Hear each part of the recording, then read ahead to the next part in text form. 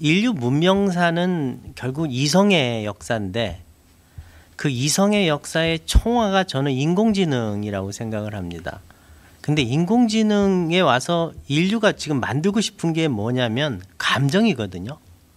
도대체 감정이 어떻게 왔는가? 이제 이성이라는 걸 가지고 지능이라는 걸 가지고 이성을 인간이 지능적으로 아니면 정보라는 걸 통해서 만들어냈는데 휴머노이드처럼 감정을 가진 로봇을 만들어낼 수 있는가?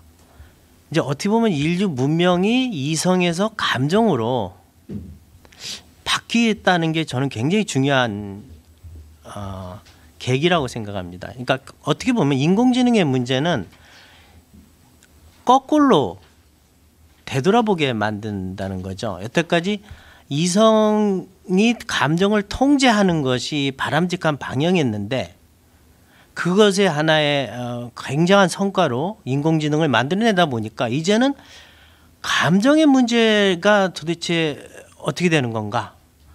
감정을 가진 로봇을 만들어낼 수 있는 건가? 그렇다면 그러니까 어떻게 보면 인공지능이라는 걸 통해서 인간이 반대로 묻기 시작했다는 거죠. 저는 이게 문명사적으로 굉장히 중요한 문제 제기라고 생각을 합니다.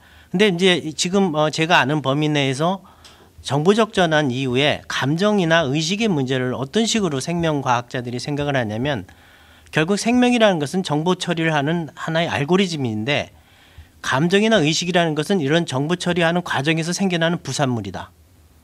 일종의 소음이라는 거죠. 감정이라는 거는.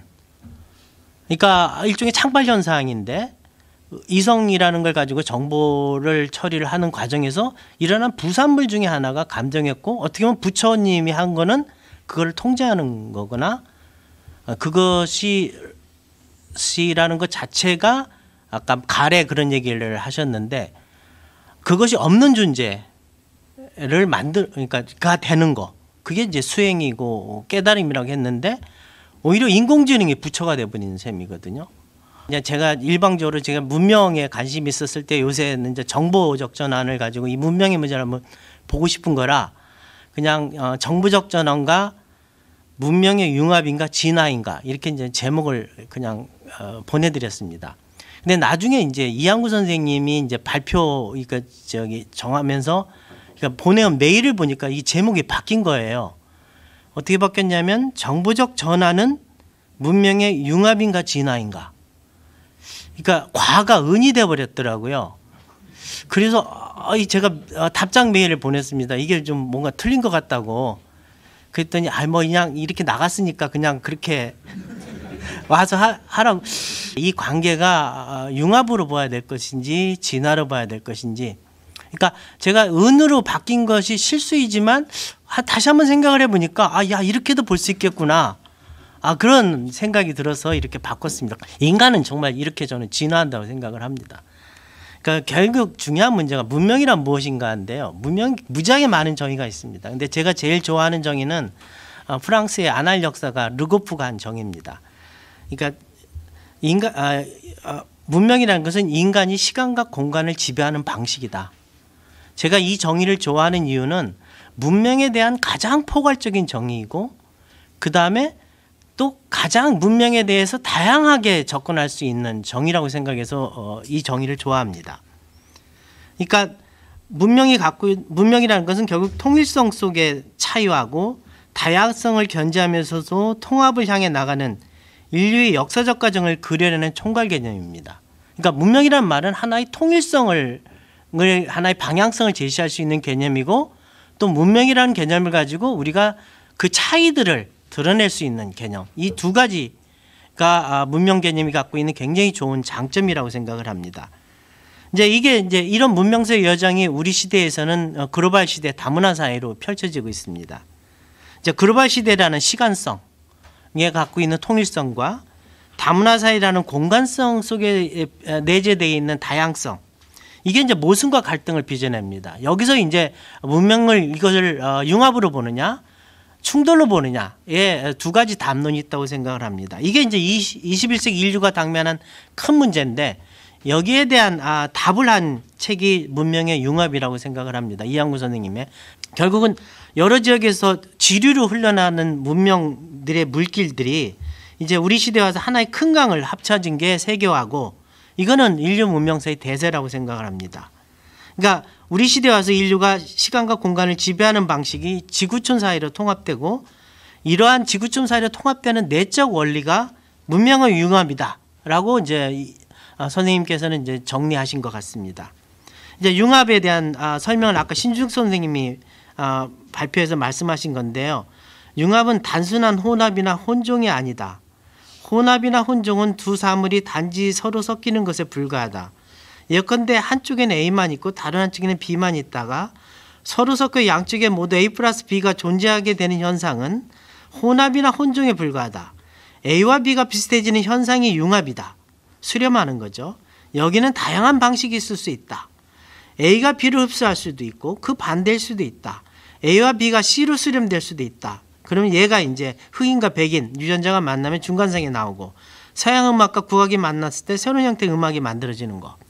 그러니까 이 융합이라는 것 자체가 어떻게 보면 창조의 하나의 작동 방식이다. 근데 이 창조의 작동 방식은 점점 수렴된다.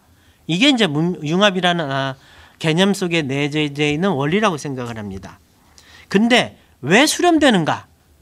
라는 게 이제 설명에 굉장히 중요한 문제인데, 이거를 설명할 수 있는 게 문명을 문화적 유전체의 결합체로 보는 정보의 전환이라는 걸 가지고 설명할 수 있다고 생각합니다. 그러니까 문명을 하나의 정보로 보는 것이, 그 다음에 정보로 본다는 것은 하나의 유전자로 본다는 방식하고 상통하는데, 이것들이 만남이라는 걸 통해서 점점 뭔가 비슷해지는 거, 아니면 수렴되는 거, 이런 식으로 하나의 결국은 모든 것의 근원은 정보다.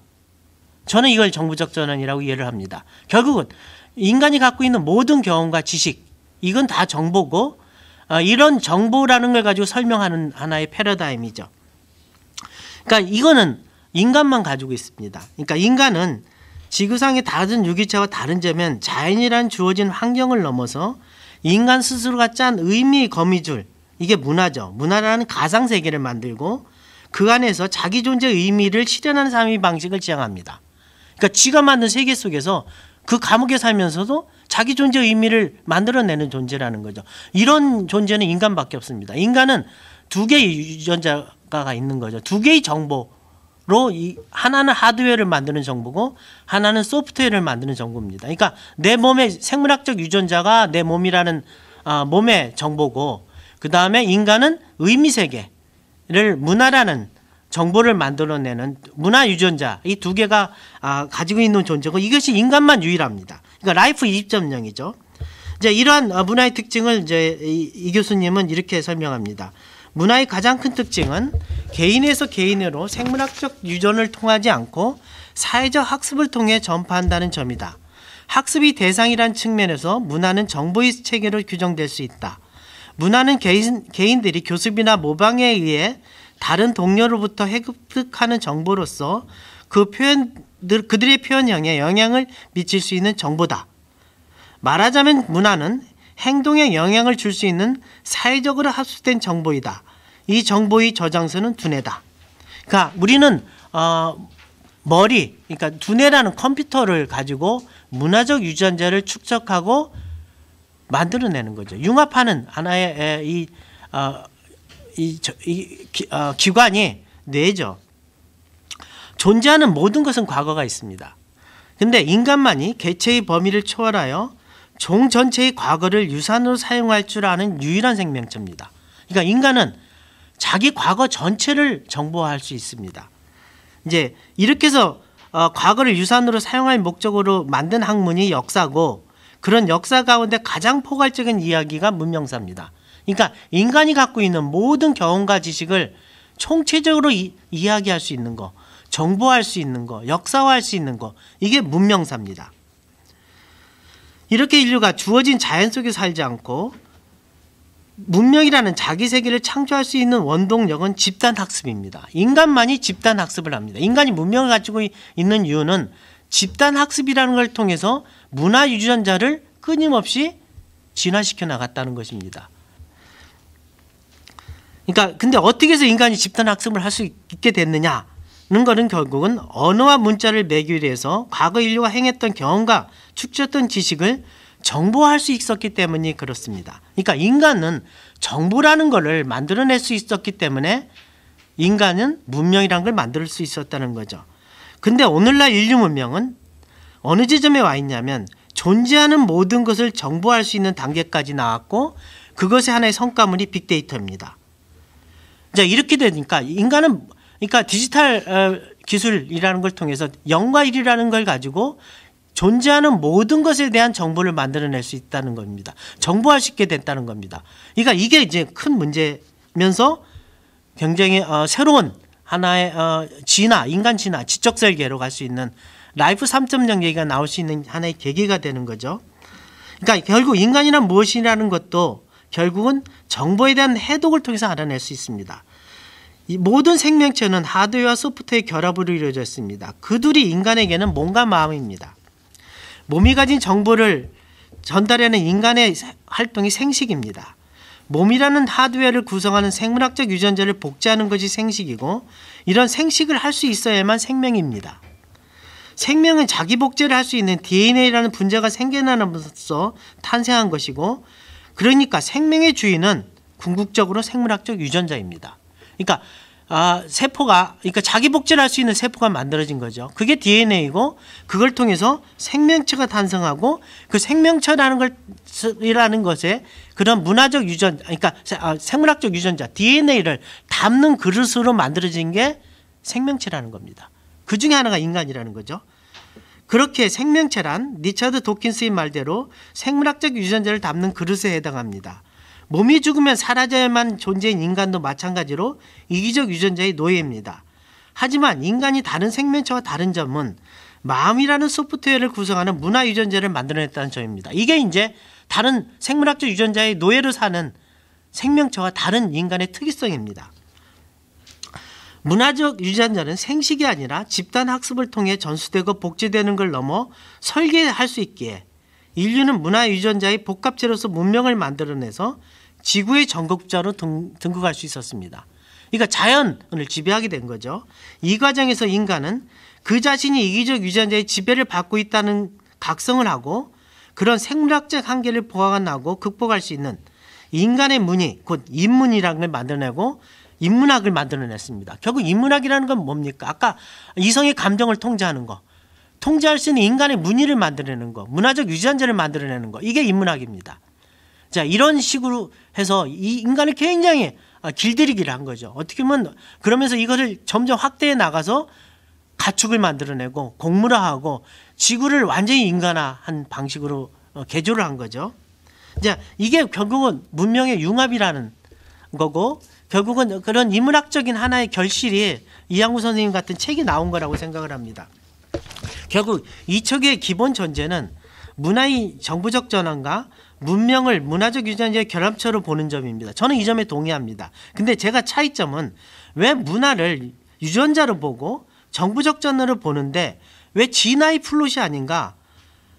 문화의 융합이 문법으로 이야기하느냐인 겁니다. 결국 문화 유전자를 보는 방식은 진화인데 어떻게 융합이라는 개념을 가지고 이걸 보느냐, 이게 저의 질문의 출발점입니다. 4개의 질문을 저는 드리고 싶습니다. 첫 번째는 문명을 문화 유전자의 결합체로 보는 정부적 전환이 진화가 아닌 문명으로 귀결된 이유가 뭐냐는 겁니다. 제가 이해한 이 교수님의 문명론은 문화 유전자를 단위로 하는 문명의 존재론입니다. 문명의 존재론은 한국 문명, 일본 문명, 유럽 문명 등의 개체 문명의 존립을 인정하면서도 열린 문명을 지향함으로써 궁극적으로는 세계화를 통한 융합을 문명사 이정표로 설정하는 방식입니다. 이런 문명 융합 이야기는 보편사의 부활입니다. 그렇다면 과연 융합이 인류 문명이 보편사적으로 나아가는 방향을 정하는 나침판이 될 수 있느냐 이 문제입니다. 이 부분에 대한 저희 입장은 문명의 융합이 아니라 연결이 답이라는 겁니다. 스티브 잡스 유명한 말 Creativity is just connecting things. 그러니까 결국 창조라는 건 연결이라는 거죠. 사물의 연결. 새로운 것이 나오는 계기는 융합으로 수렴되는 것이 아니라 다른 것과의 끊임없는 연결을 통해서입니다. 그러니까 우리가 새로운 것은 결국 차이를 만들어내는 겁니다. 근데 융합으로 이걸 얘기하면 이 차이의 의미를 모른다는 겁니다. 융합을 지향하는 세계의 담론은 어떤 방식으로든지 중심지 내지 헤게모니가 작동합니다. 이에 반해 연결은 각 문명을 네트워크의 노드를 잇는 세계화 방식을 추구합니다. 저는 세계화 방식이 다른 이전의 세계화와 다른 건 뭐냐면 지금 우리 세계화는 네트워크라는 겁니다. 네트워크는 탈중심입니다. 네트워크는 연결이고 각 문명은 연결의 노드입니다. 그러니까 이 노드라는 것에 연결이라는 것이 새로운 문명이 만들어지는 방식, 이게 융합이고 이걸 통해서 하나의 진화의 생태계 구성을 하는 방식, 이게 저는 문명 전체를 보는 도식입니다. 근데 이걸 융합으로 보게 되면 이 네트워크적인 문명을 읽지 못한다는 겁니다. 대치 문명은 접속의 연결 지점이기에 융합될 필요가 없이 전체의 한 부분으로서 각자가 허브로서 존재할 수 있습니다. 저는 이런 식의 연결로 종의 기원을 설명하는 논리가 다인의 진화론으로 이해합니다. 그러니까 진화론은 모든 것은 다른 모든 것과 연결되어 있다는 겁니다. 그러니까 서로 우열관계가 있는 거 아닙니다. 플랑크톤이 있어야 참치가 있을 수가 있습니다. 이건 연결로서 전체를 설명하는 거지 이것이 뭐가 위가 뭐가 밑이다 라는 논리가 아니라는 겁니다. 그러니까 이것이 생명의 나무고 더 이런 식으로 우주 전체를 연결짓는 역사가 비기스토리입니다. 제가 지금 가장 관심 있는 게 이 비기스토리 방식으로 한번 문명사를 설명하는 겁니다. 그러니까 이러기 때문에 저는 진화라는 방식으로 이 연결의 논리를 봐야 된다는 게 첫 번째 문제제기입니다. 두 번째는 세계화 시대 문명이 일어난다면 한국 문명이고 한국 문명사를 어떻게 쓸 수 있는가입니다. 그러니까 문명의 융합은 문명 종의 다양성을 축소시키는 방향으로 가는 반면 진화는 종의 다양성의 근거에서 문명 생태계를 재구축할 수 있습니다. 예를 들면 방탄소년단은 한국 문화와 서구 문화의 융합한 성과물입니다. 그렇다면 이런 식으로 보게 되면 세계 음악은 통일되냐는 겁니다. 저는 그렇지 않다고 봅니다. 연결의 위대함입니다. 이거는 연결을 통해서 창발성이 나온 거고 창발성의 발현을 위해서는 개체의 다양성을 도태시키는 융합과 수렴과 통합이 아니라 돌연변이를 통한 진화가 일어날 수 있는 가능인자로 다양성을 보존해야 된다는 것입니다. 세 번째 문제는 이항구 선생님 문명론은 세계화 단계에 머물러 있기에 인공지능과 포스트 휴먼 시대 인류 문명이 어디로 가고 있는가에 대한 성찰이 없다는 겁니다. 정보적 전환을 통해 생명과학과 컴퓨터 과학의 경계가 무너지고 그야말로 학문 융합이 일어나고 있습니다. 막스 테그마크가 말하는 라이프 2.0에서의 문화적 유전자와 생물학적 유전자의 공진화가 라이프 3.0에서는 완전히 다른 형태로 벌어집니다. 이 두 개가 어떤 방식이 공진화되어 있습니다. 근데 라이프 3.0에 가게 되면 이 두 개가 정보로 통합된다는 겁니다. 이건 완전 다른 방식. 이렇게 됐을 때 정보를 통해서 지적 설계가 일어나는 거죠. 이게 바로 호모 데우스 문제입니다. 그러니까 호모 데우스한테는 이 둘의 구분이 무의미하다는 겁니다. 이렇다면 이런 포스트 휴먼 시대의 도래는 문명의 융합인가 문명의 종말인가? 이게 인류 문명사의 미래 문명의 가장 큰 문제라고 생각합니다. 이게 이제 인공지능의 문제고 이런 관점으로 정보적 전환을 문명 진화의 관점으로 봐야 된다는 게 저희 입장입니다. 네 번째 마지막 문제입니다. 문명이란 기본적으로 가치 개념입니다. 그렇다면 이항구 선생님이 말씀하시는 문명 융합이 지향하는 가치가 무엇인가입니다. 그러니까 세계화로 귀결된 문명 융합을 긍정적으로 보시는 것 같습니다. 하지만 인류세 문제를 봤을 때 인류의 지속 가능한 미래를 밝히는 문명사의 비전으로서 문명 융합이 계속 작동할 수 있느냐의 문제입니다.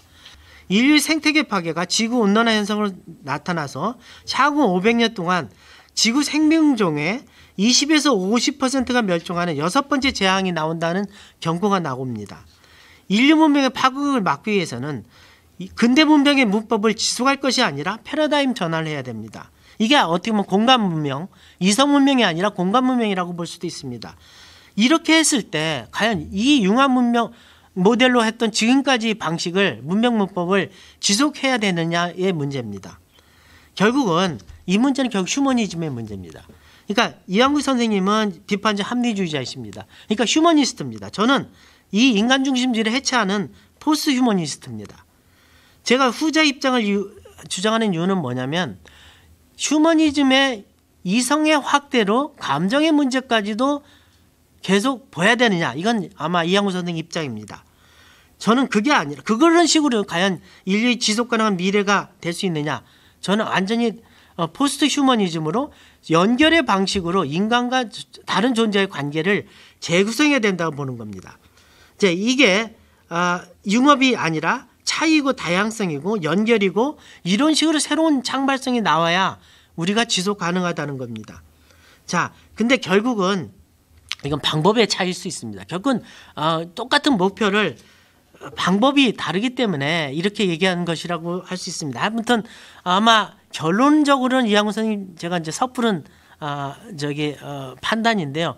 동의하면서도 이거를 융합이라는 개념으로 보느냐, 진화란 개념으로 보느냐 이런 차이일 수도 있다는 생각을 합니다. 예, 이상입니다.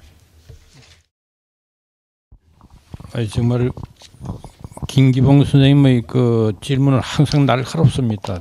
아주 디테일한 거는 제가 좀 검토를 한 후에 글로서 답을 하도록 그렇게 하기로 하고, 여기 이제 우선 큰 주제에 대해서만 말씀드리도록 하겠습니다. 인간이 그 자연과의 그 교류에서 그 위험 부담과 안전을 추구하기 위해서 만들어낸 완충제다. 기본적인 여기는 다 동의를 하실 거고, 유전자와 문화유전자의 공진화 관계를 저는 이렇게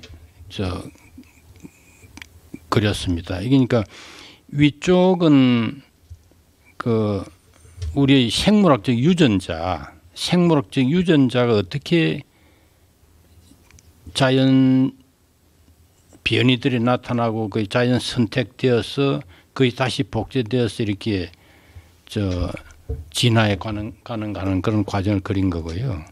밑에는 이제 그 문화유전자도 이제 그 생물학적 유전자와 마찬가지로 진화에 가는 것은 맞습니다. 그러니까 그러나 이제 하나의 차이점은 생물학적 유전자는 자연적인 상태에서 자연 변이가 이제 일어나서 거기서 또 자연적인 상태 인위가 배제된 그런 상태에서 이제 선택되어서 이렇게 복제되는 과정이라면은, 문화유전자는 결국 그 인위적 변이를 인간들이 이제 그 창조를 통해서 인위적으로 그 문화유전자를 변형시키고, 여기 좀 인위 선택인데 좀 오잖아. 인위적인 선택을 통해서 다시 이제 복제가 되는 이런 그 과정을 밑에는 그려놓은 거고요. 그래서 결국은 그 문화유전자와 생물학적 유전자의 상호작용을 통한 공진화 현상이 우리 문명사다. 저는 이제 그렇게 설정한 거거든요. 그러니까 이제 그럼 왜 진화라는 말을 쓰지 않고, 그게 지금 김기봉 교수님의 질문은 융합이라는 말을 썼느냐 이런 질문은, 저도 전체적으로 진화라는 그걸 부정하지는 않습니다. 그런데 이제 그 진화의 그 나타난 현상이 지금 융합의 현상으로 나타났다. 저는 그걸 말씀드리려고 한 겁니다. 그리고 이제 제가 이제 그 조심했던 것은 진화라는 말을 그냥 자연적 진화라는 말만으로 써서는 안 되고, 인간의 창조성이 들어간, 말하자면 문화유전자는 인간의 창조성이 들어가 있으니까 총체적으로는 창조적 진화라고 표현해야 마땅할 것이고, 현 상황에서 그 창조적 진화는 융합 현상으로 나타났다. 제가 우리 김기봉 교수님은 이제 그 진화라고 해야 생명의 다양성이 이렇게 살아나고, 융합이라면 자꾸 통합돼 버리고 말지 않느냐, 역으로 그런 말씀하셨잖아요. 그러니까 아마도 이제 진화라는 이제 생명의 그런 나무 같은 것을 연상해 보면은 막 이렇게 가지가 쭉 일어나는 그건 이제 다양하게 되는 거죠. 그는 사실상 이제 우리가 문명사를 본다면은 100명 남짓한 그 소그룹들이 이 지구상에 쭉 흩어져서 제각끼리 살던 그 작은 지류 말하자면은 그런 것들이 계속 모이고 해서 큰 강이 이루어진 현상 아니냐 말이지. 그러니까 결국 그 전체 좀 거시적인 입장에서 본다면은 그 수많은 지류들이 하나의 거대한 강을 이루는 과정이라고 문명사를 볼 수밖에 없지 않느냐. 제 생각은 그겁니다. 그리고 이제 그러면 그것이 그 어떤 다양한 창조성을 방해하는 것은 아닌가, 혹은 그것이 창조가 끝나는 것은 아닌가, 또 그런 비슷한 의문에 대해서 말이죠. 저는 저게 이제 이 문명의 융합을 통해서 이제 새로운 보편 문명이 나타난다 할지라도 이것은 이제 그 한 순간의 그 시대의 현상이고 그 시대가 변함에 따라서 저 새로운 보편 문명 자체가 또 끝없이 변화돼 가는 거니까 이게 하나로 고정된 상태로서 머무는 것이 아니고 이 세계적으로 연결된 이렇게 하나로 융합된 문명 자체가 시대적 변화를 끊임없이 겪으면서 변형돼 가는 창조의 과정이기 때문에 이렇게 보편 문명이 된다 해서 창조성이 방해된다거나 하는 일은 결코 일어날 이유가 없다. 저는 그렇게 생각합니다. 그러니까 뭐 이제 보편적인 현상으로 된데도 그 한 시대를 또 넘었으면 또 다른 시대는 또 다르게 계속 변화해 가는 그 과정 속에 있으니까 그것이 창조성과 배치될 이유는 없다. 이제 그런 말씀을 드리고 이렇게 보편적인 형태로 이렇게 융합되는 식으로 갈 수밖에 없느냐 했을 때 결국 저는 아까도 전제된 게 이제 이성적 그런 이성주의 기반에 있습니다만은 우리가 갖고 있는 그런 정보 자료 있잖아요. 결국 왼쪽에 갖고 있는 것들은 우리가 개별적인 문명권에서 갖고 있던 자료라면은 이제 전 세계가 하나로 인터넷으로 연결되면서 자료를 공유하게 될 때 그럼 여기 한 국가가 소유하고 있는 데이터 모든 국가의 데이터 세계 모든 국가의 데이터가 하나로 이렇게 우리가 간단히 말해서 우리가 사용하는 자료가 전 세계인이 비슷하다 할 때 만약 우리가 그 합리주의적인 기반을 둔다면 비슷한 그 해결책과 결론에 도달할 수밖에 없지 않겠느냐 이거지. 다른 무슨 그러면 지금 문제가 이게 제기되어 있고 그 문제에 대한 우리가 활용할 수 있는 자료가 동일하다면은 정말로 각양각색의 그런 해결책을 낼 수 있을까 말이에요. 제 생각은 그렇습니다. 만약에 이제 기후변화다, 기후의 위기가 왔다. 그럼 이거 어떻게 대응할 것이냐. 우리가 활용할 수 있는 자료는 동일하다. 그럼 아마도 물론 여러 논쟁들은 벌어지고 또 계속되겠지만은 하나의 합리적인 선의 컨센서스가 이루어지지 않겠느냐. 제가 보편 문명을 이제 이야기하는 근거는 바로 이런 합리주의 기초에 있다 이 말씀드릴 수 있고 한 25년간에 걸쳐서 SCI 소위 웹 오브 사이언스라 부르는 톰슨 로이터사에서 발간하는 한 2,000개쯤 되는 10,000개가 넘습니다. 그 학술지에 대한 키워드에 대한 조사 그리고 스코프스 엘스비어라는 그 출판사에서 이제 관장하는 등재지 한 12,000종류의 그런 키워드들을 쭉 조사를 해보니까 이게 아주 정확한 것은 아닙니다만은 개괄적으로 큰 흐름은 읽을 수 있었습니다. 그럼 저 보면 여기 이제 문명별로 해서 우선 이게 제일 뚜렷하게 드러나는 이게 저 위부 문명의 정도 웹 오브 사이언스의 SCI 그걸 본다면은 1995년도에 서구와 비서구의 그 이 오블렛 비율은 25.8%였어요. 그런데 2010년이 되니까 43%로 증가했더라고요. 그러니까 같은 주제를 다룬다 이거죠. 그럼 그에 이제 뭐 유교와 비유교, 이슬람과 비이슬람 이런 모든 그 문명 상호간에 비교했을 때도 요 SCI를 보시면은 1995년도와 여기 2010년도 그 사이 그 다루는 주제의 그 키워드가 얼만큼 오버랩됐다는 것을 눈으로 볼 수 있습니다. 그리고 또 밑에 스코프스에서도 마찬가지입니다. 뭐 10% 남짓 이리 다루더니 34% 이리 쭉쭉쭉 이렇게 돼 있지 않습니까?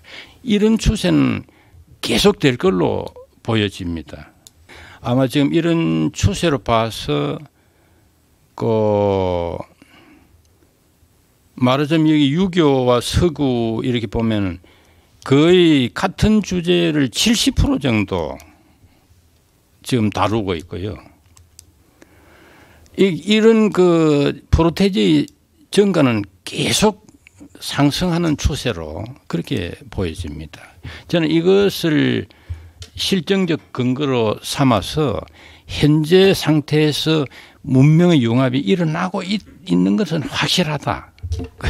그런 결론을 내렸고, 이제 또 김경욱 교수님 거기에 아까 질문하신 그러면 문명의 융합이라는 것이 이게 한 가치 기준이 될 수 있느냐, 우리가 지향할 그 지향점이 될 수 있느냐 하는 그 질문에 대해서는 제가 이제 제 책에서 열린 문명과 닫힌 문명이라는 두 패러다임을 제시하면서 열린 문명은